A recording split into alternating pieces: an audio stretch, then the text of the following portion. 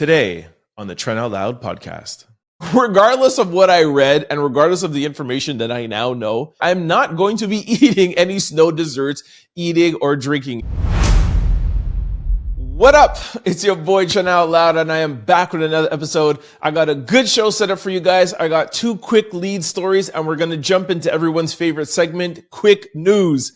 Get your headphones on, get your earbuds in, turn your devices up.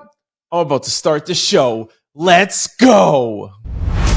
Dave Chappelle calls out Katt Williams for only going after black comedians when he was on Shannon Sharpe's podcast, and says that he should be going after other races as well. I don't have a clip of Dave Chappelle saying these exact words, but there's a lot of reports that said he did say this at his recent comedy show. I do have a clip of him saying some things about Katt Williams. I'll play it for you and then we'll talk after.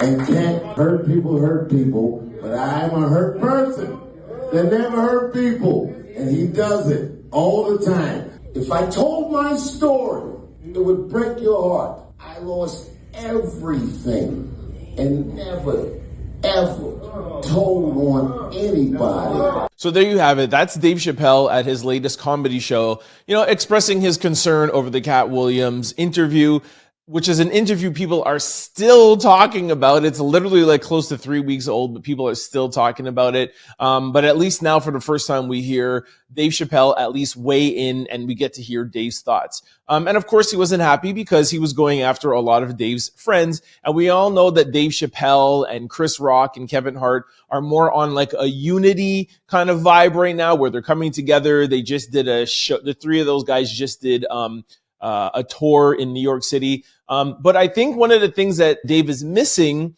is that that's why Katt is talking about them, is because Katt feels like he's left out of the crew of Chris Rock, Dave Chappelle, Kevin Hart, Steve Harvey, etc. And I don't feel like Katt was necessarily going after a race of people. He was more going after a group of people that he felt has gone after him in the past years. There's been a lot of reports of Katt Williams being on drugs. There's a lot of reports of Katt Williams, being crazy and being difficult to work with. So that's why he unleashed the way he did on Shannon Sharpe's podcast, is that it was his time to just let everything out. So I think Dave Chappelle is missing that point. But at the same time, I get it. I understand that, Dave Chappelle is on the unity vibe and, he's going to defend his brothers, right? And, Katt Williams really went hard at Kevin Hart, and Dave Chappelle and Kevin Hart are really close. And I'm telling you guys now, and I've told it to you guys at least 3 or 4 times on this podcast, if you haven't listened to the Shannon Sharpe, Club Shay Shay, Katt Williams interview, which is available still on YouTube, not still, it's never going anywhere, but it is available on YouTube. You really got to listen to it. I just heard Shannon Sharpe make a statement the other day that it's over 50 million views. And he's actually cut it up and put out segments, and those segments are close to like 50 million views. So it's close to 100 million views. The reason why I think the interview is so large, is so big, is that, yes, he's going after people, but it's not an interview. It's literally like a stand-up special. It's really good, man. So if you haven't seen it yet, there's a reason why we're 3 weeks into it and people are still talking about it. Go to YouTube now, actually finish listening to my show, and then go check out Club Shay Shay, Shannon Sharpe, and Katt Williams if you haven't listened to it already. Senator Tim Scott and Governor Ron DeSantis has officially dropped out of the race to become president. This happened a couple of days ago. Well, actually, Tim Scott dropped out a couple of days ago. Ron DeSantis just dropped out yesterday. And they both have pledged to support Donald Trump, and neither of them are supporting and backing Nikki Haley. Here's what Tim Scott had to say. We need a president who understands the American people are sick and tired of being sick and tired. We need. People online all weekend were making fun of Tim Scott. I don't know what that preacher kind of voice was that he was doing, or accent that he was doing. People have been dragging him all weekend. But anyways, his endorsement for Donald Trump was a little bit shocking, seeing that Nikki Haley was the person that appointed him senator. I mean, they've been friends for, years, and alliances. But I guess, in politics, you go after the person, who's in the front and who's leading. And I guess he just doesn't want to put his backing behind somebody who he feels he doesn't have a chance to win. I don't know the thought pattern there, but I guess if I had to guess, I would guess that's probably what it was. Anyways, also, DeSantis officially dropped out, and here's his video. It's clear to me that a majority of Republican primary voters want to give Donald Trump another chance. They watch his presidency get stymied by relentless resistance, and they see Democrats using lawfare this day to attack him. Well, I've had disagreements with Donald Trump, such as on the coronavirus pandemic and his elevation of Anthony Fauci. Trump is superior to the current incumbent, Joe Biden. That is clear. I signed a pledge to support the Republican nominee, and I will honor that pledge. He has my endorsement because we can't go back to the old Republican guard of yesteryear, a repackaged form of warmed-over corporatism that Nikki Haley represents. As you can hear, Ron was a little bit more reluctant than Tim Scott. Tim Scott was like gun-ho, like, let's go, Donald Trump. And Ron was a little bit more reluctant, but still said, hey, you know what? I signed a pledge. I'm going to do what I have to do and support Donald Trump. I guess that's politics, right? It's kind of like a boxing match. You spar, you go head to head, in the primaries and in while you're campaigning. And, when the race is over and you concede, you walk up like a man, you shake your opponent's hand, and, you give him his win. So, I respect Ron for that. I would have liked to have seen at least one or two of them support Nikki Haley instead of just leaving her on her own out here. But like I said, Trump is in such a lead, they probably just don't want to put their vote behind somebody who feels like, they don't have a chance at winning. The New Hampshire primaries are coming up. We'll see how Nikki Haley does. Maybe if she loses again by a large margin, then she too will concede, and then we'll see if she'll put her backing behind Donald Trump. I think, if I'm not mistaken, Chris Christie is the only one out of the runners that hasn't backed Trump yet. I'm not 100% sure on that, but I'm pretty sure. I'm like 95% sure. So I'm interested to see what Nikki Haley will do, if she'll stay in the race and how long she'll keep fighting. Let me know what you guys think in the comment section below. Let me know if you think that, Trump is a forerunner and there's no way that Nikki Haley can come back. And also, do you think that Nikki will support and back Donald Trump when and if she does concede? All right, this brings us to everyone's favorite segment, Quick News. 50 Cent just released a picture of himself on his Instagram looking 30 to 40 pounds lighter, and everybody is wondering if he's on Ozempic. Listen, I've been a big 50 Cent fan for the past 15 or 20 years. I have never seen 50 Cent look this skinny in my life. I have no idea what's going on. I have never seen 50 Cent look this light in my entire life. There is a new gift trend going viral online, and that's giving people a money bouquet. And a man goes viral for his hilarious reaction to receiving his money bouquet. Take a listen. So my birthday just passed, and I got this money bouquet from people. Now, this is not even the only one. There's 4 more over there.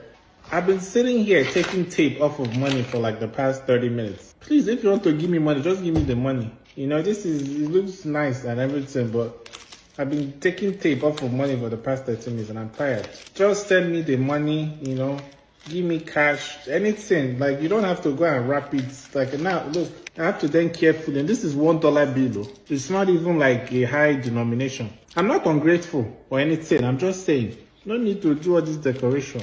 This is $1. All of them are $1 bills on kebab stick. Why?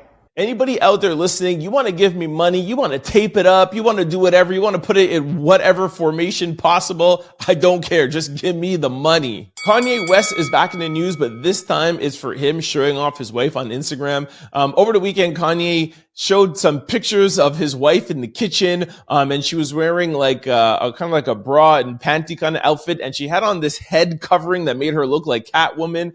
And then this morning, he also took a picture and put it on Instagram. Actually, sorry, it was Instagram stories, was a video of his wife driving what looked like to be like an 18-wheeler truck. And she still had on this whole like mask outfit looking like Catwoman.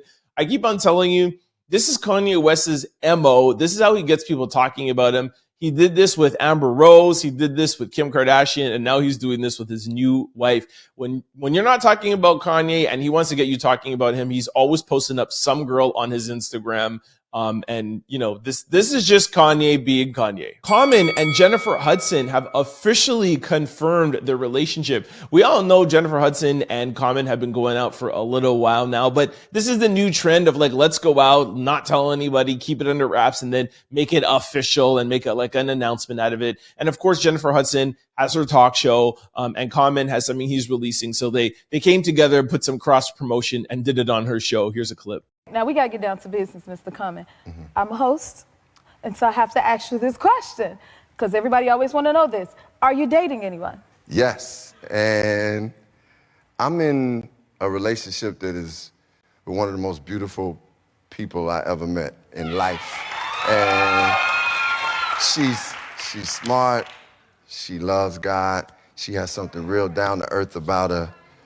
She's talented, but I set my standard kind of high because she had to have an EGOT. She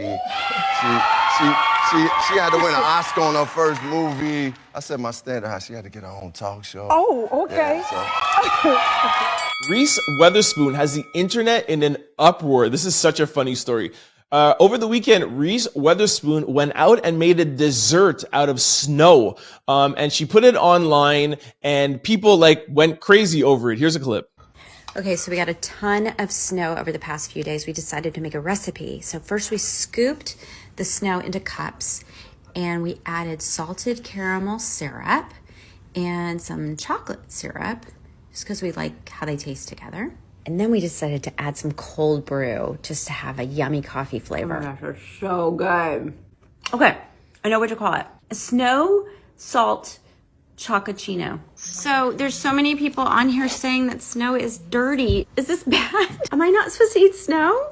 Now, y'all know me, I'm a big Google person. So anytime anybody says anything to me that, you know, I don't sit down there and argue back and forth. I go to Google and find my answers. Here is what I found. If the snow has been disturbed in any way, it's best to avoid eating it. Snow plowed off the road or sidewalk should not be consumed. You must also avoid eating snow that is discolored in any way, especially yellow or brown. It is generally safe to eat snow if you do so in moderation and take a few precautions. So there you have it, folks. Snow is safe to eat, drink, or like Reese does, make a dessert from it. Barris reveals that his upcoming remake of The Wizard of Oz will be set in Inglewood and that his remake of It's a Wonderful Life will have a person of color as its lead. Take a listen. The original Wizard of Oz took place during the Great Depression. It was about self-reliance and what people are going through. I think this is a perfect time to sort of like switch with the characters and talk about what someone imagines their life could be. It's ultimately a hero's journey. Someone thinks something is better than where they're at, and they go and realize that where they're at is where they should be.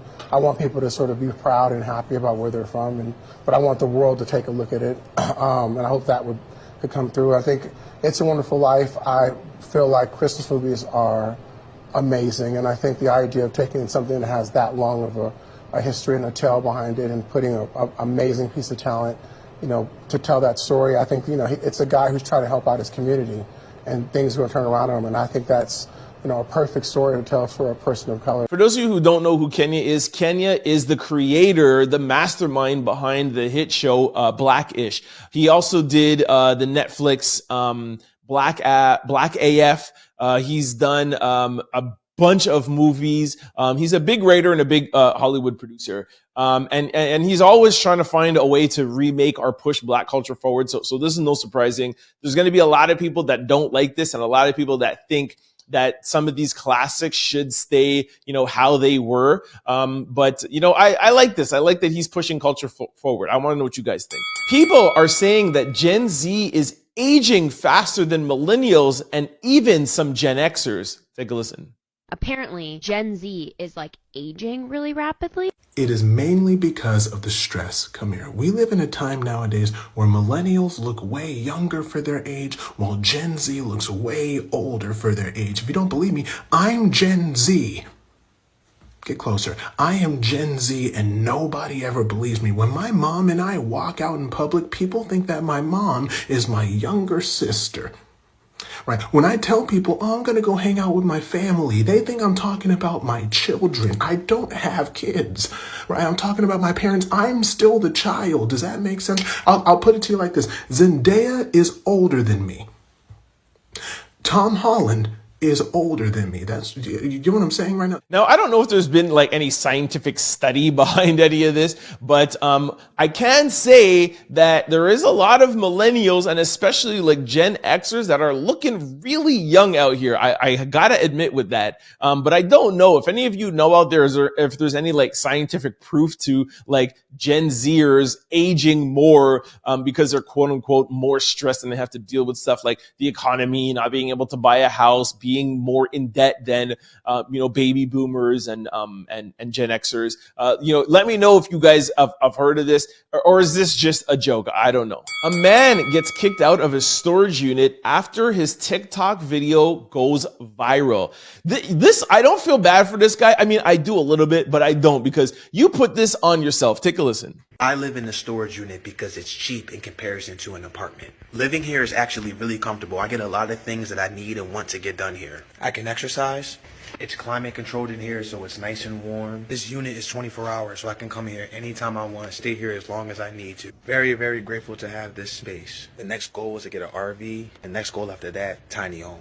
And if we want to eat, I just cook right out front. If we want to get power, we use our power bank. They also have power here so we can charge our power bank. Me and my baby will live here as long as we need to until we get the shelter that we want. Because we're living here, now we can save up more money to get what we really want. We're in it for the long haul. Thank you for the support. Thanks for watching. I understand more than anybody being online, wanting to go viral, etc. But bro, if you're doing something wrong, if you're breaking the law, if you're breaking a contractual agreement, that's not the time to put what you're doing that's wrong online and trying to go viral. Like, what are you thinking? But knowing the internet and knowing TikTok the way that I do, I promise you within the next couple of days, you're going to hear somebody pick up this story. Someone's going to put him in some sort of house or something somewhere is going to happen where they're going to pay this guy and his girlfriend. He's going to make another video and he's going to be completely fine. So I don't feel sorry for him. Alec Baldwin is indicted by a grand jury for involuntary manslaughter for the shooting of Halyna Hutchins. I'm sorry if I'm not pronouncing that name right. If you guys remember, I think it was about a year and a half ago, where Alec Baldwin was on a movie set. He had what was supposed to be a prop gun without real bullets, and he pointed it at Halyna, and he shot and killed her. I think at first they said that they were going to press charges, but then they reserved the right to not press charges, but press charges at a later date. They now have more evidence. They presented this to a grand jury, and now Alec Baldwin has been indicted. This story has always kind of felt weird to me, because why is there a real gun on set? Why is there real bullets? And who put those bullets in the gun? Why is Alec Baldwin being the one charged for it? I understand he was the one holding it, but as an actor, the rule is that these are not real guns and not real bullets. It sounds like somebody kind of set him up to me. I guess it'll be up to him and his team to prove that. I'm a little shocked that now, after a year later, they're refiling the charges that they decided not to charge a year from now, but I'll keep following the story and let you guys know. Concertgoers are suing Madonna for starting her show 2 hours late in New York City. I found this story really interesting. I didn't know that you could sue an artist for showing up late. I've been to festivals, or I've been to concerts where, it doesn't start on time, or the artist doesn't show up. I've heard of people getting their price of admission back, but I've never heard of being able to sue an artist. Apparently these people are suing Madonna for their Uber to go back home, that they missed a day of work because they went to bed late. they have like some other things that happened to them. I'm not sure of the details, but like there's a bunch of things like along the list of like, because she showed up 2 hours late, their whole day and their whole week was like distraught, and they're actually taking this to court. I can't see how you could actually win this, but hey, they have taken it to court, and this is an ongoing case. I will follow up on this, but just to let you guys know, if you're ever at a concert or ever at a festival and it shows up late, not only can you just get your ticket back, your ticket money back, but you could actually sue the event coordinators or sue the artist. All right, this brings us to sports news. I have been waiting for this moment, this entire podcast. Can I get a round of applause for the Kansas City Chiefs? Let's go Chiefs, baby. Yo, that is my team. I told everybody they were going to beat Buffalo. I knew they were going to win. No, I'm totally lying. I was so nervous all Sunday. I woke up. I was literally just like watching TV. I literally had nerves all day. Kansas City has not been doing well all year, and I was really afraid that they were going to go into the Buffalo Stadium and they weren't going to win. Although, of course, I wanted them to win. But Josh Allen and the Buffalo Bills did not play their best game. A lot of the receivers were dropping passes. Josh, I didn't feel was that bad, but I really feel like, the passers didn't do, the catchers, the receivers, I'm just so excited I can't even talk. The receivers, I felt like dropped a couple of big catches. And of course, their kicker missed the tying field goal. I think it was like a minute and 30 left to tie the game, and the kicker missed the kick. Anyways, shout out to my Chiefs, Mahomes, Kelsey was back. I mean, it was such a good game. I think halfway through, my nerves kind of like went away a little bit, just because they seem like the Kansas City Chiefs from a year or 2 years ago. Their offense was sound. They were catching, they weren't dropping passes. They just did a really good job. But now I'm nervous all over again, because now we got to play, now we got to play the Ravens this Sunday coming up. And again, we're not playing at home, and we have to go to Baltimore.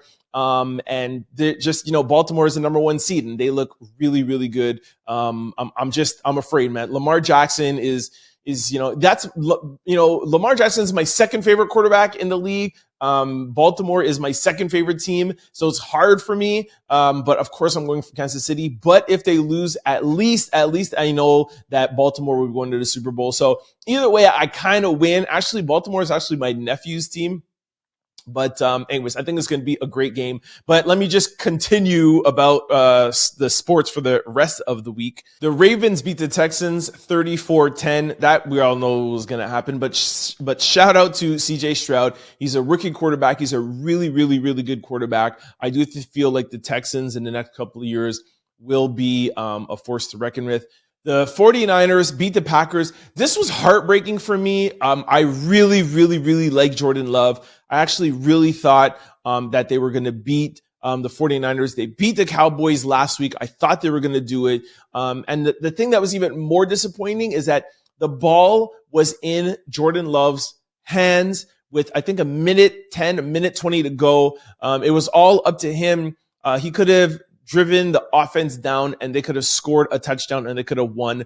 I know he's a rookie. I know that he has a lot of things to learn, but I just really feel like he made a bad pass and threw that interception. And Green Bay should have been going to the NFC Championship. This was heartbreaking for me because Packers are my team in the NFC. So, but I still have love for Jordan Love.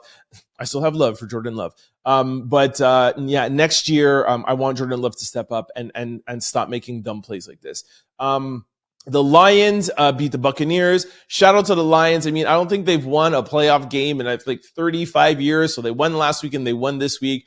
We'll see if they could beat the 49ers and go to the Super Bowl. I will be going for the Lions to beat the 49ers. And of course, I'm going for Kansas City to beat the Ravens. So for me, I would like Super Bowl to be Detroit and Kansas City. All right, let's get into some basketball news. The Bucks beat the Pistons. The Sixers beat the Hornets. The Spurs beat the Wizards. I love the Spurs, man. The Raptors lost to the Knicks. Yo, my Raptors, what's up, man? Cavaliers beat the Hawks. The Rockets beat the Jazz by 1 point. The Bulls beat the Grizzlies. Shout out to John Morant. I hope he's healing, getting well. The Thunder beat the Timberwolves. Clippers beat the Nets. The Nuggets beat the Wizards. Magic beat the Heat. Celtics beat the Rockets. The Suns beat the Pacers. And the Lakers beat the Trailblazers. Yo, you think Lakers are actually going to come back and have a winning season? Or are the Lakers going to make the playoffs? Like, what's up, LA? Okay, and let's get into some hockey news. Normally, I actually don't cover the NHL, but somebody called me out over the weekend and was like, listen, you are a Canadian, you are from Montreal, you cannot have a podcast and talk about sports and not talk about hockey and for sure not talk about the Montreal Canadiens. So I will do my due diligence that you are 100% right. I am a Canadian. Our national sport is hockey. I actually don't think our national sport is hockey. I think it's like badminton or something, but we all know that, like, you know, especially Montreal Canadiens, their biggest sport. So I will start covering some hockey scores for you guys. The Lightnings beat the Sabres. The Avalanche beat the Flyers. The Coyotes beat the Predators. The Jets beat the Senators. Canadians lost to Boston 4-9. And like, listen, I'm not a hockey fan, and even I know that that's a rivalry that will never die. But anyway, so the Canadians lost by 5. The Stars beat the Devils. The Blues beat the Capitals. The Sharks beat the Ducks. Golden Knights beat the Penguins. Oilers beat the Flames. The Kings beat the Rangers. Senators beat the Flyers. Wild beat the Hurricanes. The Red Wings beat the Lightnings. The Islanders beat the Stars. The Rangers beat the Bucks. And the Leafs beat Kraken. So that's it for sports news. Let me know what you think of the NFC Championship and the AFC Championship coming up this week. Who are your teams? Who are you going for? Are you going for the Niners? Are you going for Detroit? Are you going for the Ravens? Or are you going for the Chiefs? Please, my listeners out there, wish my Kansas City Chiefs some luck. I hope all y'all are going out for Kansas City. Let me know what you guys think in the comment section below. Don't forget to like, comment, and subscribe. It's your boy, Trent Out Loud. Peace! For more Trent Out Loud content, you can follow us on all social platforms at Trent Out Loud. And you could subscribe, download, or listen to the Trent Out Loud podcast wherever you listen to your podcast. And you could watch us on YouTube. Go to signupexpert.com/Trent. Once you sign up for all betting apps and get all your bonuses and get all your rewards, go to your app store and download BetStamp and use promo code TOL.